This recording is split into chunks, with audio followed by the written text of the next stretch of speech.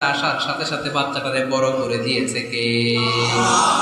সাইয়্যিদাতুনা মারইয়াম আলাইহাস সালাম এবার বসে বললেন, বুঝতে আরম্ভ করলেন প্রেগন্যান্সির পেইন উঠেছে। হঠাৎ করে পেট থেকে বাচ্চা ভূমিষ্ঠ হয়ে যাওয়ার পরে উনি কাঁপতে আরম্ভ করলেন। ক্ষুধার চোটে খাবার কিছু নাই, সামনে ঝর্ণা, উপরে একটা খেজুর গাছ।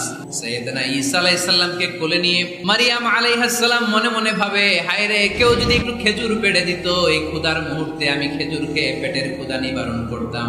রব্বুল আলামিন মারইয়ামকে উদ্দেশ্য করে আয়াত নাজিল করে দিলেন, ওয়া হুজ্জি ইলাইকি বিজিযইন নাখলাতি তুসাকিত আলাইকি রুতাবান জানিয়া।